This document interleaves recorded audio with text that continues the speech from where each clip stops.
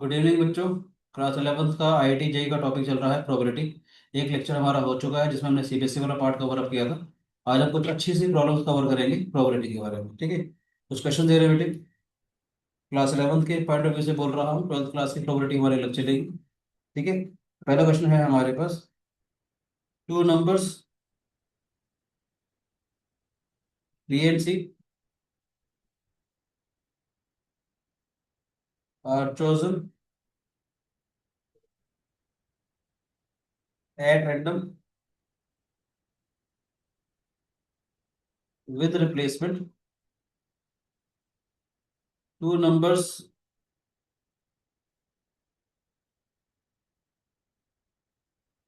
B and C are chosen at random with replacement from the numbers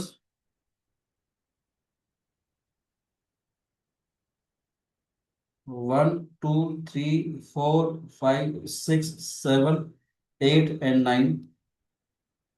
ठीक है बेटे। P और सी हम लोगों ने 1 से लेकर 9 तक किसी भी नंबर से हमने चूज करना है with replacement. We to find the probability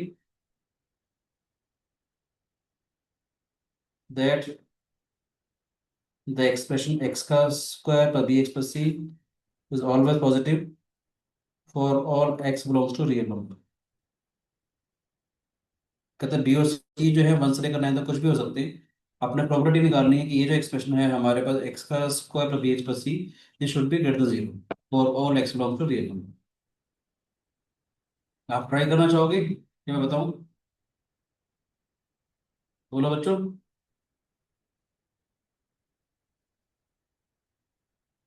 बता दूं क्या? ये भी अंडरस्टैंड कर रहे हो क्वेश्चन को? Two numbers B and C are chosen at random with replacement from the number 1 2 3 4 5 6 7 8 9 9. You have to find the probability that this expression x square plus bx plus c should be greater than zero for all x belongs to real number। मैं बता देता हूँ आपको पहले, ध्यान से देखिएगा।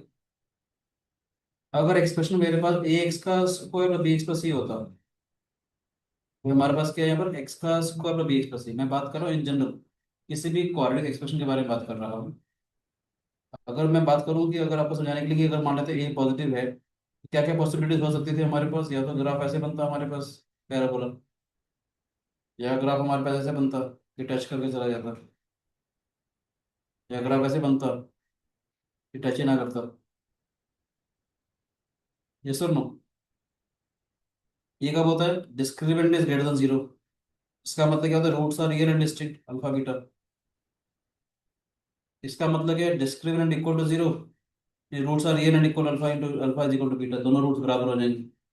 इसका मतलब क्या हो जाएगा? Discriminant less than zero. इसका मतलब क्या हो जाएगा? Discriminant less than zero. ठीक है। जब डिस्क्रिमिनेंट लेस देन जीरो आया, ये जो एक्सप्रेशन है हमारे पास ए एक्स का square plus B x plus C, इसका मतलब क्या होगा? It has no real roots, that is this expression is always positive. बोलो बेटे। इसका मतलब क्या हो गया? This expression is always positive, yes और नो? ठीक है कि नहीं? यानी कोई भी जो क्वाड्रेटिक एक्सप्रेशन है हमेशा पॉजिटिव कब होगा? यानी कि मैंने क्या बोला, कोई भी जो क्वाड्रेटिक एक्सप्रेशन है वो हमेशा पॉजिटिव कब होगा? जब एक तो उसका एक एक्सएम डिग्री का जो कॉफिशिएंट है दैट शुड बी पॉजिटिव, और उसका जो डिस्क्रिमिनेंट है that should be less than zero, that is roots are not real. बोलो बच्चों, समझ आ रहा है कि नहीं? बोलो बेटा जी, समझ आया कि नहीं आया? कोई भी जो क्वाड्रेटिक एक्सप्रेशन है हमारे पास ये हमेशा पॉजिटिव कब होगा? जब मैक्सिमम डिग्री का जो कॉफिशिएंट है ये भी पॉजिटिव होना चाहिए, उसका जो डिस्क्रिमिनेंट है that is also less than zero. इस पर्टिकुलर क्वेश्चन में हमारे पास मैक्सिमम डिग्री का जो कॉफिशिएंट है वो 1 है हमारे पास, तो दिस 1 इज पॉजिटिव। ठीक है कि नहीं? ये वाला 1 तो पॉजिटिव हो गया हमारे पास। अब मैं कहना चाह रहा हूँ कि एक्स का square plus B x plus C positive कब होगा? जब इसका जो डिस्क्रिमिनेंट है that should be less than zero, that is B square minus 4ac, A is 1, 4c should be less than zero, that is B square should be less than 4c। ठीक है कि नहीं? सी की वैल्यू क्या है बेटे? सी की वैल्यू 1 हो सकती है, 2 हो सकती है, 3 हो सकती है, 4 5 6 7 8 9 कुछ भी हो सकती है। आया ना? बी स्क्वायर कितना हो जाएगा हमारे पास, this should be less than 4c। 4c का मतलब कितना आ गया बेटे हमारे पास, देखो ध्यान से। सी की वैल्यू, तो 4c की वैल्यू क्या हो जाएगी, this is 4, this is 8, this is 12, this is 16, this is 20, this is 24, this is 28, 32, 36। समझ आ रहा है, b square should be less than 4c का मतलब क्या है, बी की कौन कौन सी पॉसिबल वैल्यूज होंगी, बी कैन बी 1 हेयर, इसके लिए b can be 1 and 2 here, b can be 1 2 3 hair. Yes और ना बेटे, बी की वैल्यू, बी का स्क्वायर देख रहे हो, इन सभी का जो स्क्वायर होगा वो 12 से कम आएगा ना बेटे। समझ आ रहा है कि नहीं, इसका मतलब इसमें भी बी की वैल्यू 1 2 3 हो सकती है बेटे। B square should be less than 20, तो इसका मतलब b can be 1 2 3 and 4। B square is less than 24 का मतलब क्या है, b can be 1 2 3 4 again. B square 28 से कम होना चाहिए, तो बी कैन बी 1 2 3 4 5। इसमें बी कैन बी 1 2 3 4 5, यस और नो। तो छोटा होना चाहिए, इसमें 5 हो सकता है। टोटल वेज कितने हो गए, 5 इसके वेज हो गए, 5 ये वाले वेज हो गए, 5 ये हो गए, this is 4, 4, this is 4, 3 number of ways, 3 number of ways, 2 number of ways and 1 number of ways, yes और नो। तो फेवरेबल केसेस कितने हो जाएंगे हमारे पास, फेवरेबल केसेस कितने हो जाएंगे बेटे हमारे पास, 1 + 2 3, 3 + 3 6, 6 + 3 9, 9 + 4 13, 13 + 4 17, 17 + 15, दिस इज 32। ये फेवरेबल केसेस हो गए। टोटल केसेस कितने होंगे बेटे, बी और C can be from the number 1 to 9। B और सी जो है बेटे, 1 से लेकर 9 तो कुछ भी हो सकते हैं हमारे पास। तो बी और सी के बेस 9 × 9 हो जाएंगे बेटे हमारे पास। बताओ, बी और सी के जो बेस है वो 9 × 9 हो सकते हैं। उसकी प्रोबेबिलिटी कितनी हो जाएगी हमारे पास, favourable cases are 32, total cases are 81, तो its probability comes out to be 32/81। समझ आया कि नहीं आया, आसान था क्वेश्चन। ठीक है बच्चों, जो बच्चे ऑनलाइन है यस या नो बोलें प्लीज, समझ नहीं आ रहा तो नो बोलें। आ रहा है सर, समझ में आसान है। ठीक है, चलो नेक्स्ट क्वेश्चन देता हूँ बेटे आपके लिए। A die is rolled,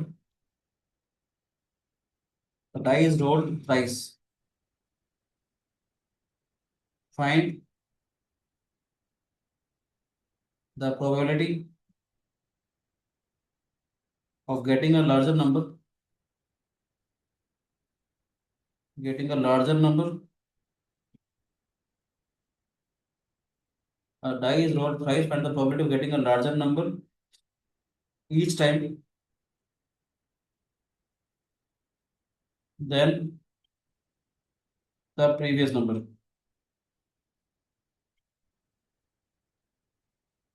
ठीक है, a die is rolled thrice. Find the probability of getting a larger number each time than the previous number. Try करना चाहोगे इसको आप लोग, क्वेश्चन समझ में आया कि नहीं है बताओ। एक डाइस को 3 बार हम लोगों ने थ्रो किया है। ठीक है, मान लेते हैं इस पे नंबर x1 आएगा, इस पे नंबर x2 आएगा, इस पे नंबर x3 आएगा। मुझे इस बात की प्रोबेबिलिटी निकालनी है कि x1 is less then x2 is less then x3।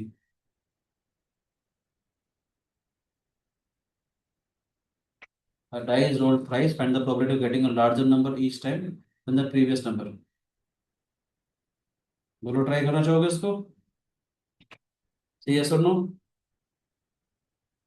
आवाज नहीं आएगी तो फिर मैं खुद करवा दूंगा, बताओ। आ गया सर। ठीक, ट्राई कर रहे हैं बट पहले एक बार। ओके ओके, ट्राई करो प्लीज। कैसे करेंगे बेटे इसको, ध्यान से देखते हैं।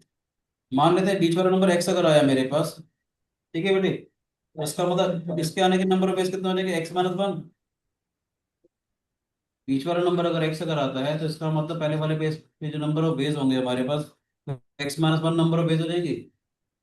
और इसके आने के जो नंबर ऑफ बेस होंगे वो 6 - x नंबर ऑफ बेस हो जाएंगे। फॉर एग्जाम्पल, अगर बीच वाला नंबर अगर 4 अगर आता, तो इसका मतलब है इस वाले नंबर पे 1 आ सकता है, 2 आ सकता है, 3 आ सकता है। 3 नंबर ऑफ बेस होंगे, जहां पर आने के नंबर ऑफ बेस 6 - 4 × 5 या 6 आ पाएगा हमारे पास। और रिस्ट्रिक्शन क्या हो जाएगी, x can be greater than 1 and less than 6. That is, this x can be greater than equal to 2, less than equal to 5. Yes or no? बीच वाले नंबर को अगर मैं x मान लूं तो इसका मतलब उससे पहले वाले नंबर आने के नंबर ऑफ बेस कितने हो जाएंगे? x-1, बोलो बेटे। x को आने के नंबर ऑफ बेस 1 हो गई, उसके कॉरस्पॉन्डिंग थर्ड वाले डाइस पे नंबर ऑफ बेस कितने हो जाएंगे हमारे पास? 6 माइनस ऑफ x। समेशन लगा दो उसमें, x वेरीज फ्रॉम 2 to 5। बोलो बच्चे। जैसे फॉर एग्जांपल अगर x में 2 रखूंगा, ये कि इसका मतलब क्या है? अगर x 2 रखते हैं यहाँ पर, अगर 2 नंबर अगर आता है हमारे पास, इसको आने के नंबर ऑफ बेस कितने हो जाएंगे? 1। और यहाँ पर नंबर ऑफ बेस 4 हो जाएंगे हमारे पास। बीच वाला नंबर अगर 3 आता है, यानी बीच वाले नंबर के आने के 3 को रखेंगे तो उससे पहले इसका नंबर ऑफ बेस 2 हो जाएंगे हमारे पास, उसके कॉरस्पॉन्डिंग इसके नंबर ऑफ बेस 3 आ जाएंगे। फिर हमारे पास अगर 4 अगर आता है बीच Out of the city, let the city out the way you take the man. शाबाश आदित्य, गॉड ब्लेस यू, अच्छा गाना गा रहे हो। ठीक है। 4 अगर आता है तो उससे पहले 4 - 1 नंबर बेस हो जाएंगे हमारे पास। ठीक है। 6 - 4 यानी कि हमारे पास 2 नंबर बेस हो जाएंगे, जैसे मैंने 4 वाला आपको एग्जांपल दिया था। ठीक है राजे? ठीक है। ऐसे अगर मेरे पास अगर 5 अगर आता तो बीच में 5 अगर आया तो उसके यहाँ पर आने के नंबर ऑफ बेस 4 हो जाएंगे, तो 1 हो जाएगा। Total number of base this is 4 + 6 + 6 + 4। ठीक है बेटी। 20 हमारे पास हो जाएंगे फेवरेबल केसेस। टोटल केसेस कितने हो जाएंगे हमारे पास? 6 × 6 × 6 216 टोटल पॉसिबल केसेस हो जाएंगे। तो उसकी प्रॉपर्टी हो जाएगी 20/216, दैट इज 5/54। मुश्किल तो नहीं है।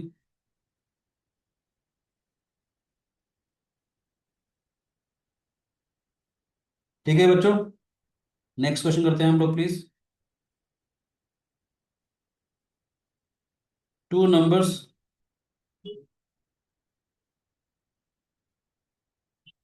A and B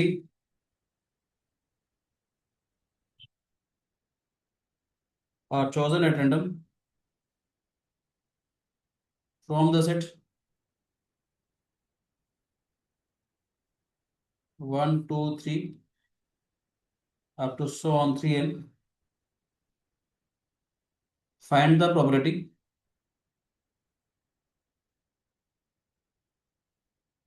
that A square minus B square is divisible by 3. Two numbers A and B are chosen at random from the set 1, 2, 3 up to so on 3n. Find the probability that A square minus B square is divisible by 3. करना चाहोगे try एक बार अपने आप? हाँ जी sir. Okay करो please try, video को pause करें और ट्राई करें बेटे। हाँ जी बेटा, क्वेश्चन जो है ये कहता है हमारे पास two numbers A and B are chosen at random from the set 1, 2, 3 up to so on 3n. You have to find the probability that a square minus b square is divisible by 3. दो number पर choose करने। पहले आप इसका बताओ total cases कितने होंगे?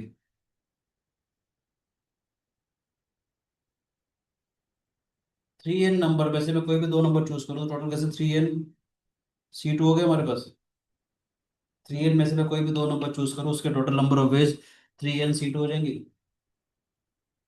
दूसरा ध्यान से देखना, मैंने इसके 3 ग्रुप बना लिए बेटे, G1, G2, G3। फिर क्या कहता है हमारे पास? ए स्क्वायर माइनस बी स्क्वायर, तो 3 का मल्टीपल होना चाहिए। 3 से डिविजिबल का मतलब क्या? 3 का मल्टीपल होना चाहिए। तो दो बातें आएंगी, ध्यान से देखिएगा। इसका मतलब क्या होगा? ए माइनस बी, तो ए प्लस बी जो है वो 3 का मल्टीपल होना चाहिए।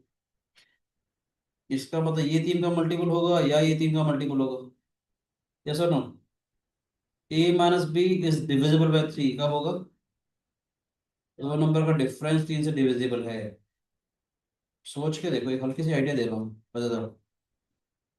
अगर ए जो है हमारे पास 3Q + R की फॉर्म में हो गया, बी भी हमारे पास हम 3 × समथिंग + R की फॉर्म में हो गया, तो इनका जो डिफरेंस होगा वो 3 का मल्टीपल हो जाएगा। यस और नो? यानी कि ए और बी ऐसे नंबर होने चाहिए which leave the same remainder one divided by three. ये और भी अगर ऐसे नंबर हैं कि उनका 3 से डिवाइड करने पर रिमाइंडर सेम अगर आता है तो उनका डिफरेंस 3 से डिविजिबल होगा। एक केस तो यहाँ से आ गया। रिमाइंडर वाली बात करें तो किसी भी नंबर को जब 3 से डिवाइड करते हैं तो रिमाइंडर क्या आएगा, 0 1 2। रिमाइंडर 1 आ गया, 2 आ गया, 3 का होता रिमाइंडर 0 हो गया। इस कैटेगरी में नंबर्स को बांट दूं मैं। बोलो बेटे।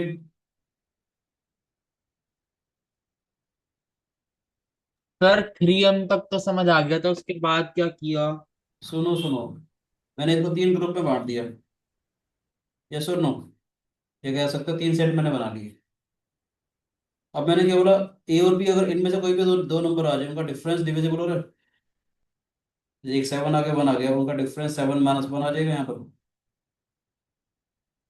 एक नंबर अगर 8 आ गया, एक नंबर 5 अगर आ गया तो उनका डिफरेंस A - B 3 से डिविजिबल आ रहा है। एक नंबर लेट से 12 अगर आ गया, 3 आ गया, 12 - 3 ये भी डिविजिबल हो रहा है। A - B की बात कर रहा हूँ मैं। A - B के लिए इसका मतलब है NC2 + NC2 + NC2। ये समझ में, इन n नंबर में से मैं कोई भी दो नंबर चूज करूँ तो भी डिफरेंस डिविजिबल होगा। इन n नंबर में से मैं कोई भी दो नंबर चूज करूँ तब भी नंबर डिविजिबल होगा। इन n में से मैं कोई भी दो नंबर चूज करूँ तब भी डिविजिबल होगा। यस और नो? ये चीज समझ में आई? बोलो बेटे, सही यस और नो? आ गया सर। अभी मुझे इधर A - B का काम था, मुझे A + B भी देखना है। A + B कब डिविजिबल होगा सोच के देखो। ए जो नंबर है मेरे पास लेट से 3Q + 1 की फॉर्म में आया, यानी वो सारे नंबर जिनको 3 से डिवाइड करता हूँ रिमाइंडर 1 आता है। तो बी एक ऐसा नंबर है जिसको 3 से डिवाइड करके लेट से रिमाइंडर 2 आता है। इनको जब आप ऐड करोगे, 3 × Q + K +3 हो रहा है ये। फॉर एग्जाम्पल एक नंबर मैंने ये चूज किया, एक नंबर ये चूज किया, इनका सम भी तो डिविजिबल हो रहा है। एक नंबर मैंने ये चूज किया, एक नंबर ये चूज किया, तब भी तो नंबर डिविजिबल हो रहा है। आया ना? क्योंकि A² - B² जो है, A² - B² जो है, this should be divisible by 3। इसका मतलब क्या है, ये तो A - B डिविजिबल होगा, ये तो उनका डिफरेंस डिविजिबल होगा, ये उनका सम डिविजिबल होगा, दोनों नंबर्स का। डिफरेंस डिविजिबल का मतलब ये होता है they leave the same remainder when divided by 3। Sum divisible का मतलब क्या है, एक नंबर इसमें से कोई ना कोई हो जाए, एक नंबर इसमें से कोई ना कोई हो जाए, इनका सम डिविजिबल हो रहा है। देख रहे हो या नहीं? ये जो नंबर है वो 3K + 1 की फॉर्म में आ गए, ये नंबर 3K + 2 की फॉर्म में आ रहे हैं। 3K + 1 का मतलब कि वो नंबर है जिनको 3 से डिवाइड कर रहा हूँ रिमाइंडर बना रहा है। ये वो नंबर है जिनको 3 से डिवाइड कर रहा हूँ रिमाइंडर 2 आ रहा है। इस में से कोई एक नंबर चूज करो, इसमें से कोई एक नंबर चूज करो, उनका जो सम है वो 3 से डिविजिबल होगा। इसका मतलब है इन n में से कोई भी एक नंबर चूज कर लूँ, इसके अलावा प्लस NC1, उसके कॉरस्पॉन्डिंग उन n में से कोई दो नंबर, कोई एक नंबर चूज कर लूँ G1 G2 में से। बोलो बेटे, G1 G2 वाले सेट्स में से मैं कोई भी एक एक नंबर चूज कर लूँ तब उनका सम भी डिविजिबल हो जाएगा। तो फेवरेबल केसेस क्या होंगे हमारे पास? ठीक है सर, आ रहा है। 3 टाइम्स ऑफ NC2 + N² हो जाएगा ये हमारे पास, N × N। ये फेवरेबल केसेस हो गई। टोटल केसेस क्या आते हैं हमारे पास? ये 3n में से मैं कोई भी दो नंबर चूज कर लूँ तो प्रोबेबिलिटी क्या हो जाएगी, ये आ जाएगी हमारे पास। मजा आया?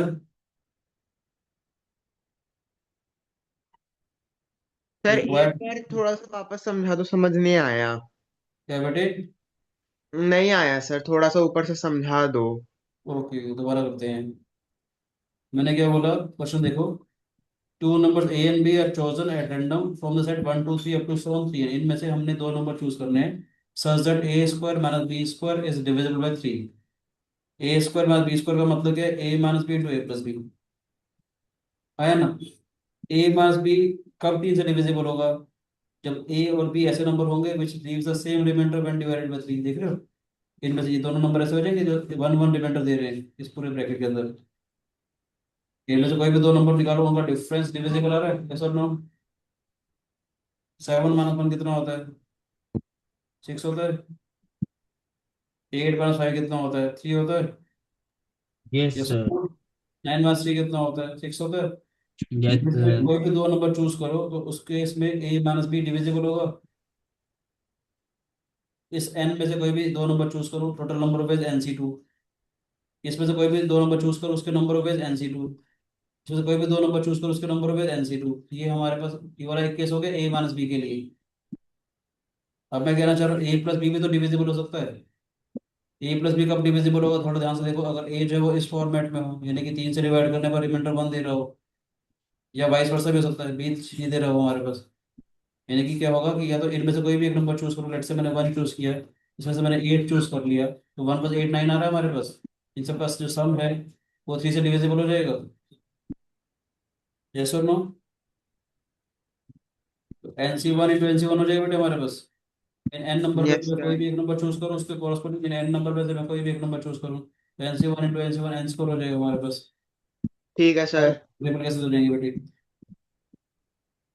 समझ में आया? Okay sir. एक मैं आपको होमवर्क क्वेश्चन दे रहा हूँ, क्योंकि मेरा अगला बैच शुरू होने वाला है। प्लीज क्वेश्चन दे देता हूँ, आप लोग प्लीज इसको ट्राई करेंगे। और कल की क्लास हमारी जो होगी, इसमें अच्छे खासे प्रोबेबिलिटी के क्वेश्चन करेंगे, जेई मेंस एडवांस के, और आपको दिल खुश हो जाएगा आपका। ठीक है, अभी बस आज के लिए होमवर्क दे रहा हूँ ये।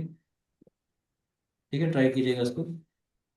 Each coefficient in the equation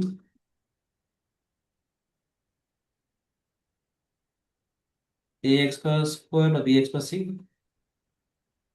is equal to 0 is determined by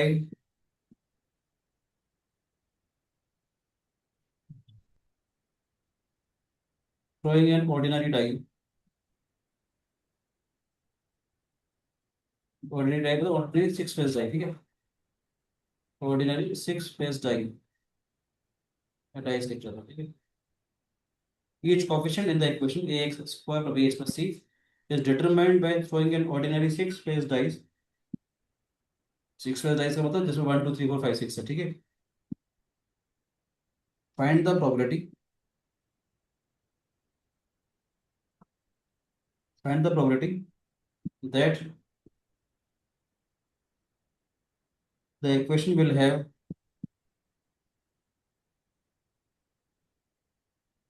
real roots। Try करोगे घर पे एक बार इसको प्लीज, या अपना आंसर कमेंट बॉक्स में डाल दीजिएगा। वैसे कल की क्लास में मैं अच्छे क्वेश्चन और करवाऊंगा आपको, ठीक है बच्चों? Okay sir. God bless. Bye thank you sir. Bye बेटा, गॉड ब्लेस।